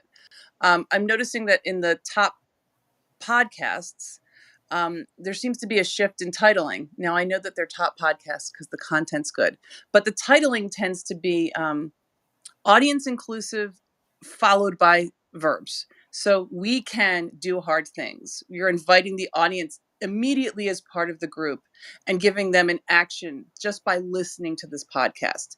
You're wrong about. Well, what am I wrong about? Is another really good podcast, or they're really descriptive for what crime junkie, true crime obsessed. They let me know that it's a group that I'm already identifying as being a part of. So, in thinking about launching a new podcast and titling, I've really been paying much more close attention to we and you language, and then as well as including some verbs, so people really know if they take the time to listen, because time's a huge commodity and there's so many people out there. I'm trying to let them know through the title what benefit they're going to get. And I didn't know if anybody else had noticed that, if anybody's done any research on it or sort of seen that idea bear fruit for them. Thanks. Let's see if we get any comments on that. I 100%. I like this idea of what's in it for them. There's so much. Sometimes people are so into the self promotion they forget what's in it for them. So I hear you on that, but I don't know. Does anybody have any research on that? Well, we got no research for you today. So Tom, go on. I was just going to say, in terms of in terms of podcast titles, definitely there's quite the variety, right? So I think it depends on, to what Gigi's talking about. I think it depends on probably who came up with the title, right? Whether it was somebody who was doing it to try to from a sort of a creative perspective, or somebody who was doing it from a marketing perspective, right? And so you look at some of the podcasts, it's literally the person's name. Some of the top podcasts, like the Joe Rogan Experience, or Rachel Maddow Presents, or Lex Friedman, right? Or Friedman, or I think it's pronounced Friedman. I don't know. But then there's other titles like What You Really Missed, or And That's What You Really Missed, is like the number 5 podcast in the world right now. Like as of today, The Psychology of Your 20s is number 3. As of today, a show called Case 63. I have no idea what that's about. That's number 1 right now. So there seems to be a really mixed bag. The Mel Robbins podcast is number 16. For the Healthy Hose, HOES, for the Healthy Hose, that's number 19. No idea what that's about. Armchair Expert with Dax Shepard, right? That's he's number 22. Smartless is number 23. So there seems to be a real mixed bag. I think it really depends on kind of who's doing the naming, where you end up landing. And I like to think of I think there's kind of 2 sides to sort of marketing, right? Or product development. And I think of it as there's the data-driven marketing side. And then there's the sort of the creative side. I obviously fall very much more on the creative side than the data-driven side. And so that's why I'm so, and I find myself at odds often with the data-driven side in my work, in my professional life, because the data-driven side very much wants to limit sort of creativity, often in the way that they seek to market products and services and businesses. And I'm often competing with them or at odds with them over what we should do, what we should create, how we should tell stories, things like that. So I'm kind of finding myself at that, in the same kind of headspace, or feeling at odds with the idea of using keywords in the title of the show. My gut reaction is to go 180 degrees opposite that and say, no keywords. I don't care about keywords. I don't it means nothing to me. I want the title to be reflective of what we're doing, and keywords be damned. But that's just my gut reaction. But that's kind of why I like the idea of the not the smartest guys in the room, with Dom and Tom. So, because I think that's a little bit more descriptive of what we're doing, what we're trying to accomplish here is create value and surround ourselves with smarter people. So, but yeah, hopefully that makes sense in the broader context. I know I just kind of I ended up rambling there a little bit and probably just burned some of the things that I was going to use in my wrap up, but oh well. What do you think? Well, that's how it works, Tom. Well, the pressure is back to you. See, I'm not. I like to put the pressure on Tom each week. I can navigate through people's faces and read bios and stuff like that. But when it comes to leaving you each week with something, I would rather Tom wrap us up because he can do it in a succinct, professional manner that we're like, wow, that was pretty good stuff. If I did it, you'd be like, what the hell is that guy talking about? So I prefer to lean on Tom. So I'll just say we do appreciate you guys sticking with us for 5 minutes, 10 minutes, a year, however long we've been around.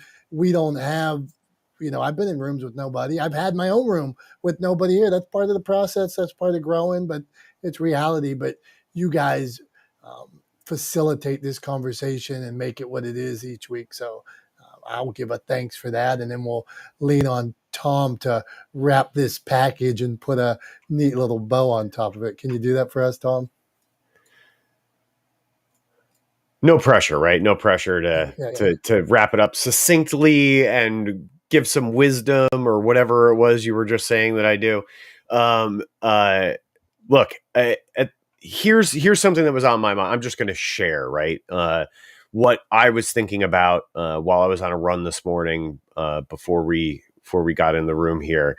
And one of the things that I was thinking about was sort of my broader mission professionally and in the world, right? And that is the easiest way to summarize that is to humanize the world of business through better communication, because that's my area of expertise as a producer, as a creator. That's where my zone of genius lies, I believe, and or so I've been told. But anyway, that's kind of my broader mission, and one of the things I've realized is that I've always kind of felt mission driven. So from the time I was a little kid, I've always felt mission driven. I've always felt like there was a big purpose and that I could accomplish big things in the world. But I've always also simultaneously been hesitant to pursue those missions, to pursue those lofty goals, to go after those big fish, so to speak, those audacious goals, because I was afraid that actually going after that goal meant that I could fail at achieving it. And what I've realized recently is that even if I fail at the ultimate goal, and in fact, my goal, like I said, is to humanize the world of business through better communication, right? And that is a goal that I will never check off. That goal will never be fully realized, right? It will never 100% be accomplished. There is never going to be a day or a point in time in my life ever where I sit back and I go, yep, the whole world is doing business in a more humanistic way. Job done, check mark. Now what's next, right? I will never fully accomplish that goal. And actually, it's one of my favorite things about that goal is that it is impossible to accomplish. And so all I'm really trying to do is move the needle, right? All I'm really trying to do is make the world a little bit better, incrementally better, right? And maybe that's through one person that we talked to today in this room. Maybe that's through somebody watching the live stream a week, a month, 6 months from now, a year from now, whatever the case may be. And maybe slowly over time, we begin to impact the way business is done on a local level. I'm in the Hudson Valley in New York, so maybe it starts in New York, right? Or maybe it starts out in Western Pennsylvania where Dom is, right? So maybe it starts there. maybe it becomes a regional thing. Maybe it's the Northeast of the US. Then it becomes a national thing. And maybe we get to impact the world on a broader scale. But we only ever will even create the possibility of accomplishing even part of that goal if we put it out in the world and we start working towards it and we talk about it and we share about it. And so that's what I was thinking about this morning when I was on my run was I have this mission, and the only way that I can create the opportunity of making that mission a reality, of accomplishing even a portion of that goal, is by talking about it and enlisting the help of others by talking about it, right? Getting other people on board with that goal, because as one single person, I will never change the world. But as a group, as a community, we 100% can. And so I just want to encourage everybody. I'm actually, there are some sort of specific concrete things that I'm going to start doing in the coming days. I've been vlogging about my athletic journey for most of this year. I'm going to start vlogging about my journey on this mission to humanize the world of business. I'm going to start asking people for help. And part of that journey is I'm going to start trying to take concrete steps every day towards realizing that goal and moving that needle just a little bit every day. And I would encourage everybody to do the same. If you have a big, lofty, ridiculous, audacious, unreasonable goal, the best thing you can do is start pursuing it. Because even if you never accomplish it, you'll get somewhere just by trying. And so that's what's on my mind. That's what I've been thinking about today. And that's what I wanted to share with everybody. So thank you again so much for being here, for supporting this space. Dom, thank you for running the room with a deft hand, as always. Really appreciate it, my friend. And who knows, maybe next week it'll be not the smartest guys in the room with Dom and Tom. It seems like we got a good reception on that one. So I don't know. We'll talk offline about it, but I like it. I like it. The more I say it, the more I hear it, the more I like it. So Don't have to stay tuned. Okay, we're out of here. We appreciate all you. Let's get out of here. We're out of here in 3, 2, 1. We'll see you next week.